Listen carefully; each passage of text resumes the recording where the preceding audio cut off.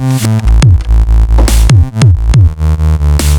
happening, guys? It's Spice and welcome to another episode of Suck Less. In today's episode, I'm going to help you suck less at After Effects, specifically tracking. So what we're going to do is we're going to use our green screen footage from the last episode. So if you haven't got that, then go back, watch that, get up to date, and then come here. We are.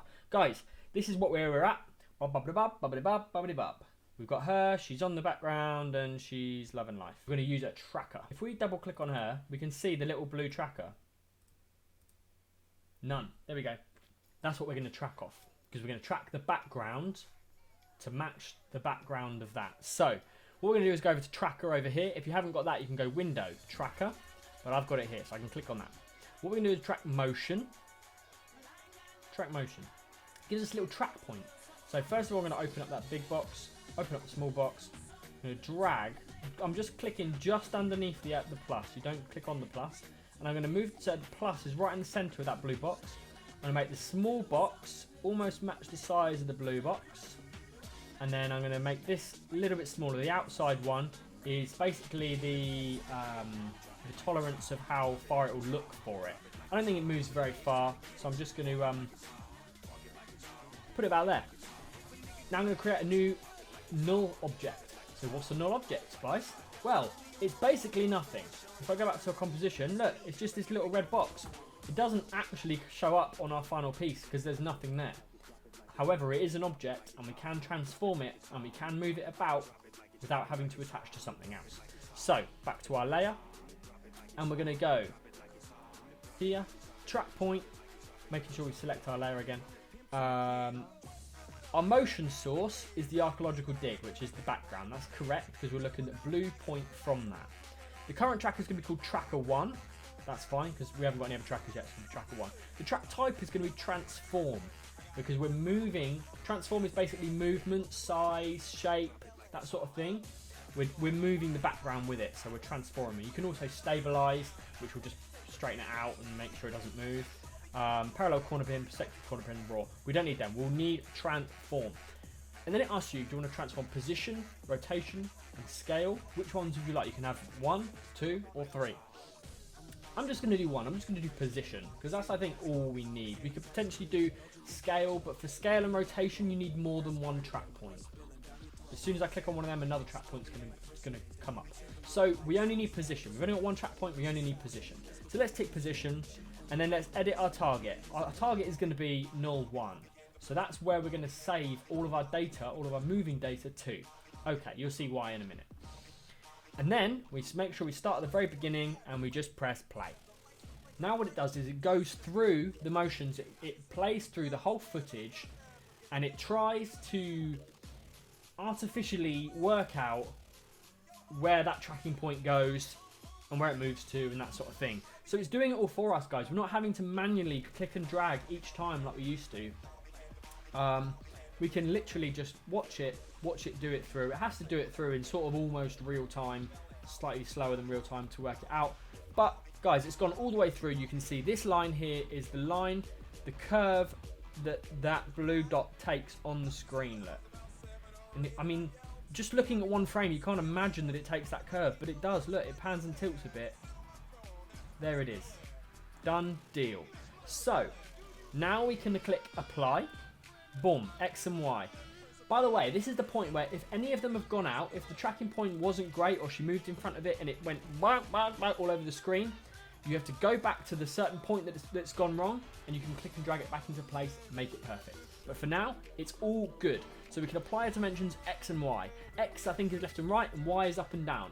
Or it's the other way around, but I think that's right. So we want to do up and down and left and right. So, okay, boom, done. So now, we can just collapse all that so it's not in the way. If we watch it, the background isn't doing anything. That little red box, can you see the little red box? That's doing something. That's moving like our tracker wanted to, but the background isn't. So we got to link it. So let's link it. Over here we've got parent and link. If that doesn't show up, you might have toggle switches mode selected. Oh, that parent and link will still come up, look. But you can change between those two. We don't need, it doesn't matter which ones we have. We only need parent and link. The null object, we can click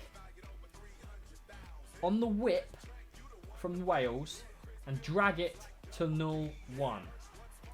Boom. There we go. And then it says the parent link is null 1 for Wales. Otherwise, if you don't want to whip it, you can just drop down null 1. There it is. So now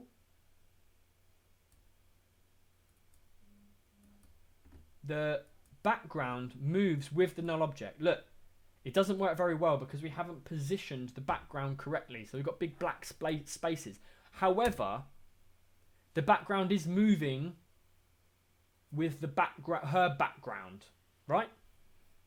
So we're one step closer. To get even closer to where we want to be, what do we need to do? We need to make the background fit all the time. So this is when we come into our Wales, which is our background, dropping down, transform, position and scale, right? If we didn't use a null object and we did directly matching the track to the background, we wouldn't be able to change, we'd have to change the position and scale manually again, which we could just undoes everything that our tracker's just done. So we can keep that on the null, and the null doesn't have to do anything. We can even lock it. We don't need to do anything with that anymore. That's done. We could rename that. We locked it, so we can't rename it. So we have to unlock it.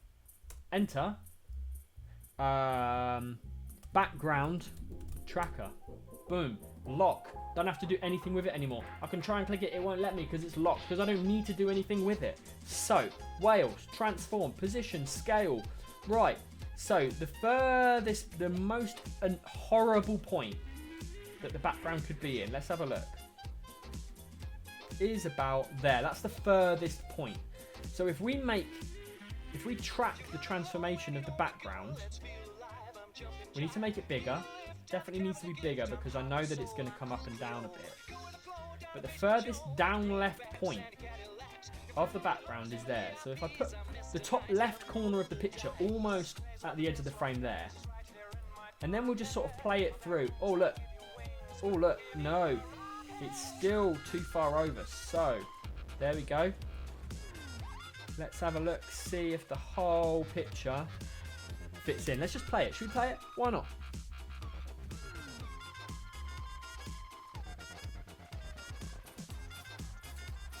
It almost gives it that like handheld feel. I mean, it's tracking through slowly now because my computer cannot handle recording sound, recording video, and doing After Effects at the same time, plus rendering. But it's doing it, guys. It's making it happen. Look, it gives it a little bit more natural feel because when the camera's moving, the background's moving at the same time. If you had handheld and you still had a tracker, you could still track it and you could get that handheld vibe from the tracker.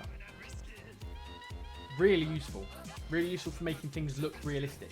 Because the thing is, people are catching on that tripod stuff is easy to edit, but if you tracked a point of a handheld camera, added that motion onto a whole composition, you could make something that was shot tripod look handheld. That is where we get smart, guys. We're almost done, guys. We're almost done rendering this stuff. We're at 7 out of 8 seconds, 8.5 seconds, guys. It's almost there. As soon as it's done, we can play it through, and we can have a look at that.